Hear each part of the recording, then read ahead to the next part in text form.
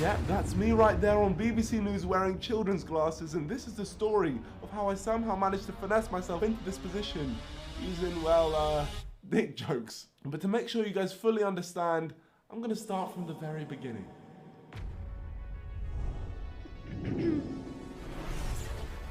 Niko Defense League is NDL, a movement so powerful it dominates the comments of every live stream on YouTube. But how can we take it to the next level? Well, what's NDL backwards?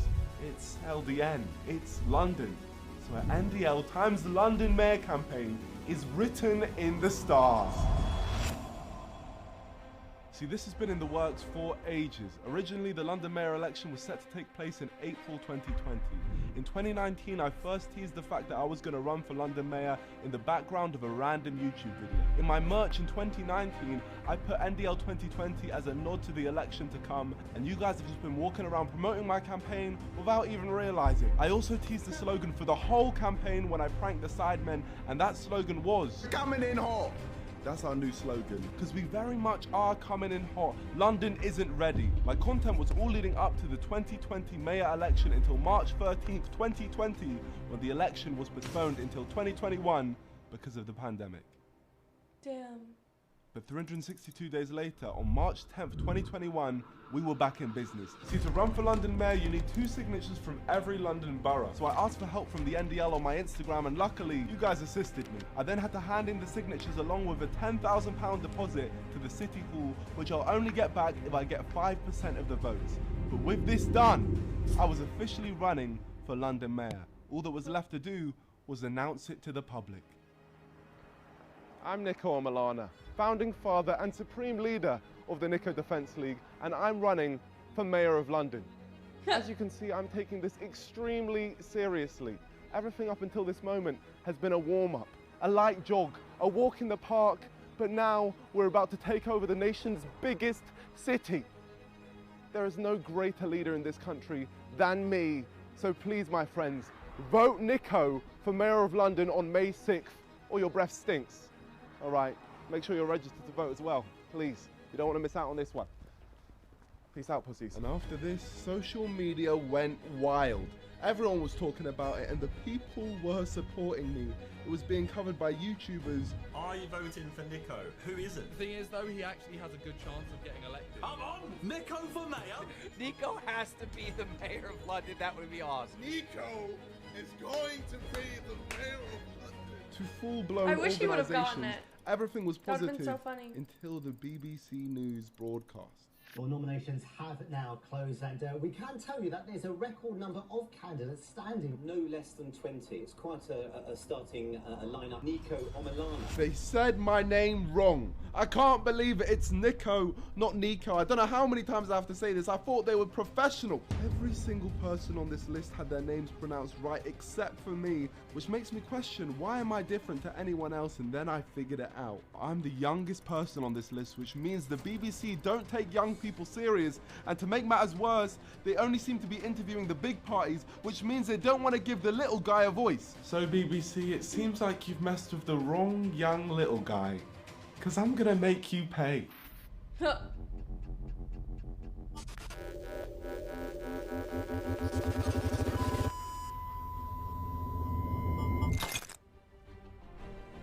So why am I running for London Mayor? Well, young people aren't taken seriously in politics because the government don't give us a voice. But we have a voice, my friends. So I'm trying to see what happens when we make as much noise as possible together.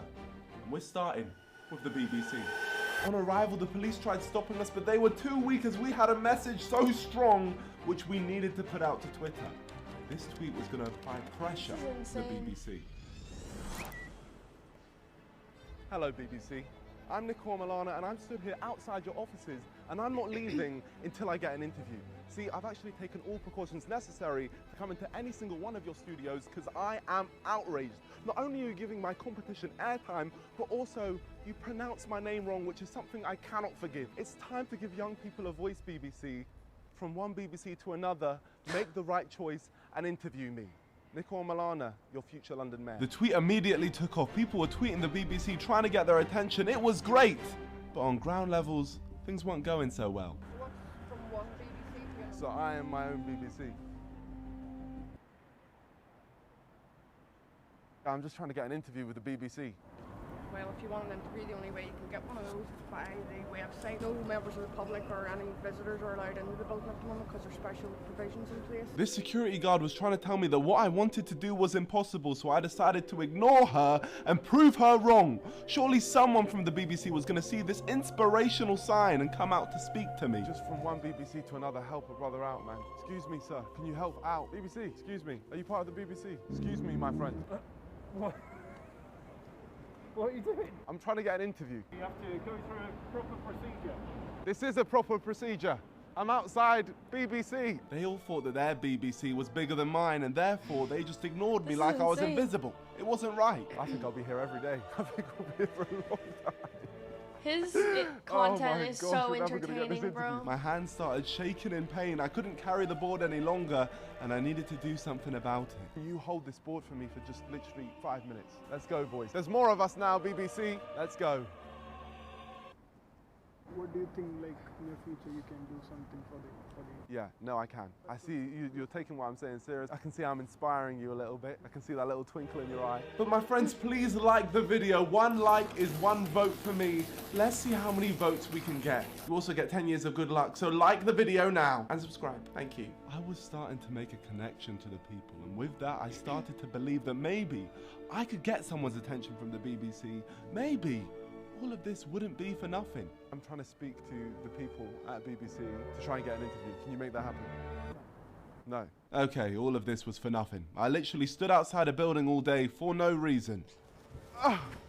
We have been here for hours, and quite frankly, I'm sick of it. No one seems to be coming out of the building now either, so I just feel like I'm wasting my time. It was time for me to leave and plan bigger. I'll be back, BBC. This isn't over. Despite not much happening for me outside the building, on social media, things were getting somewhere. The tweet got the BBC's attention, and members of the BBC actually started tweeting me, but nobody was offering me an interview at the BBC offices. So we needed to go bigger. Day 2, we're back outside the BBC because we need an interview. We've upgraded. This is a big upgrade. Niko for mayor, right outside the BBC. Ladies and gentlemen, we got an electronic billboard van with my face on it. Look at my huge biceps. If we don't get an interview after this, then I quit. It's not worth the stress.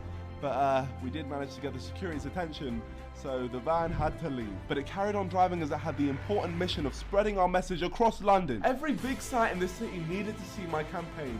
From the London Eye to Big Ben to the Royal Albert Hall, which we're actually banned from, and every other landmark there is. But back at the BBC, I then spoke to this security guard who told me that in all his years working at the BBC, he's never seen them interview anyone who's been waiting outside. So how long have you been working here for? About 9 years. 9 years, and you've never seen them come out for enough? Yeah, I don't know, they just don't do it. Sometimes these groups, it's about 300 people or more. Well, I will be the first person they come out for in 9 years. What we stand for is so strong that I think we'll get the interview. Sounds good. You see, my friend? Watch this space. Yeah, watch this space. First time in 9 years.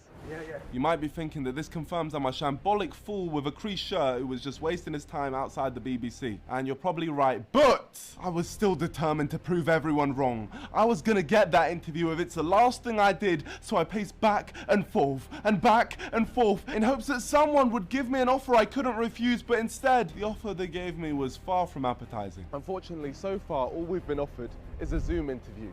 And we've been stood outside the BBC for this long, so obviously we're not going to settle for that. So the best way to ask is by just telling them we're just out here. So I then messaged Sam from the BBC and gave him my demands. Hello, Samuel from the BBC.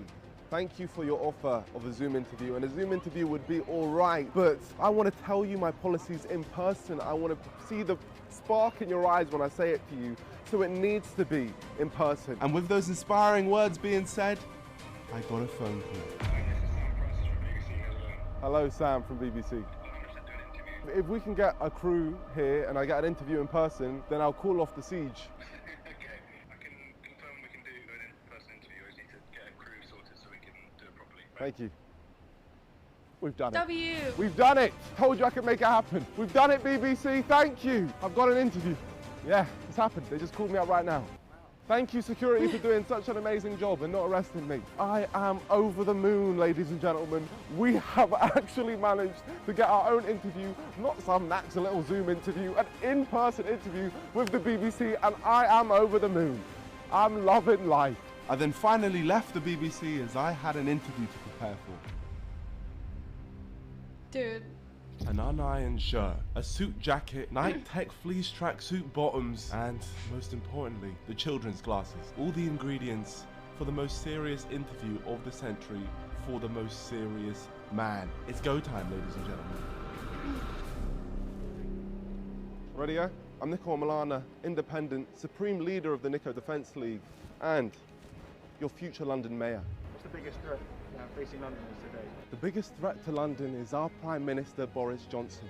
If a man who can't even comb his hair properly is running our nation, then we truly have no hope. But a London under me will have equal opportunity. If a young BBC like myself can make it to the actual BBC, then that's what I want for all the young BBCs out there, to have their voices be heard. How should London be policed? Well, I actually plan to employ more policemen and put them straight into the Houses of Parliament, as that's where all the real criminals are. They need to be watched. What would TfL look like under you as mayor? Transport prices under me will be completely slashed. I mean, I took the train down here and I've gone bankrupt, it was that expensive. So those prices are going right down. And also stop blocking all the roads, you schmucks. How will you help London recover from the pandemic?